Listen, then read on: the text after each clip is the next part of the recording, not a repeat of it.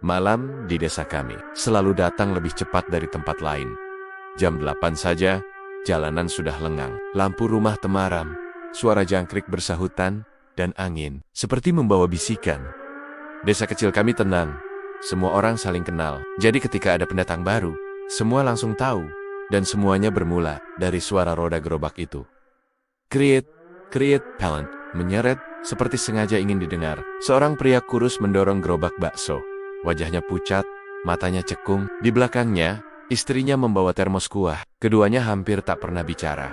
Mereka hanya muncul tepat jam 9 malam. Tidak pernah siang, tidak pernah sore, hanya ketika gelap sudah sempurna. Awalnya warga senang, baksonya murah, kuahnya gurih, aromanya, tapi bikin nagih. Sekali makan, rasanya ingin lagi. Tapi ada satu kebiasaan ganjil. Mereka selalu mangkal, tepat di depan rumah tertentu. Bukan sembarang tempat. Seolah memilih seminggu di depan satu rumah.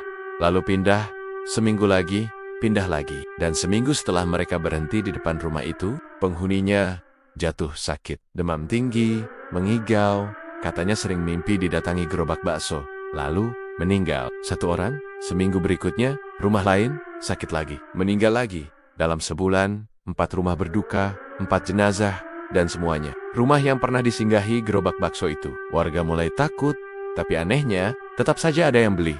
Seperti kecanduan, seperti dipanggil, dan setiap hari Jumat, mereka menghilang, tidak jualan. Rumah kontrakan mereka gelap total, seperti tak berpenghuni. Sampai akhirnya, Eko, anak 10 tahun, tak sengaja masuk rumah itu, dan melihat 2 tubuh terbaring di lantai. Kering, abu-abu, seperti mayat, mata terbuka, tak berkedip, hanya bernapas pelan. Kepala mereka menoleh patah ke arahnya, dan berbisik, "Jangan bilang siapa-siapa." Eko lari sambil menangis.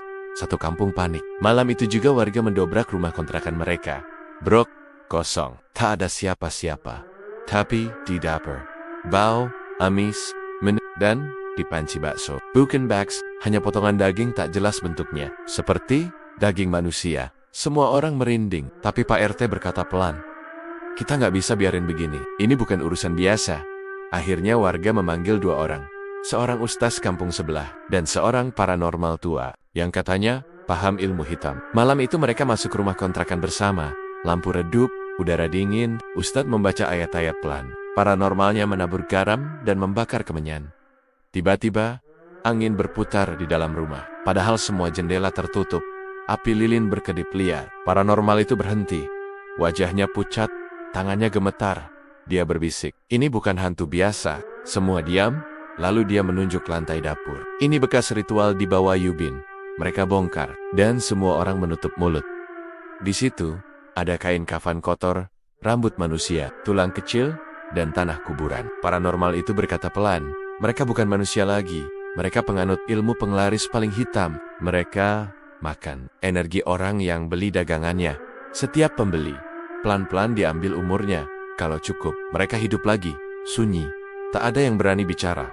"Jadi baksonya?" tanya seseorang gemetar. Paranormal menatap panci itu lama. "Bukan daging sapi." Malam itu juga ustadz memimpin doa. Rumah disucikan, barang-barang dibakar, gerobak dihancurkan. Semua berharap semuanya selesai dan benar. Sejak malam itu, mereka tak pernah muncul lagi. Desa kembali tenang. Warga pelan-pelan lupa. Tahun berganti.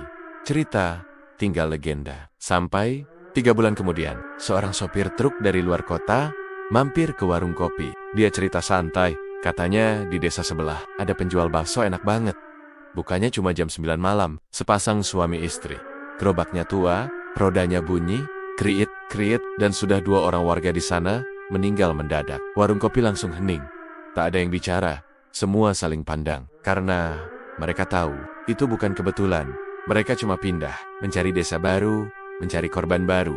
Jadi kalau suatu malam, kamu mencium aroma kuah bakso, padahal tak ada warung buka, atau dengar suara roda gerobak mendekat pelan, di jam 9 tepat. Jangan keluar rumah, jangan beli, dan jangan pernah tergoda karena mungkin yang mereka cari bukan uangmu, tapi jiwamu dan umurmu.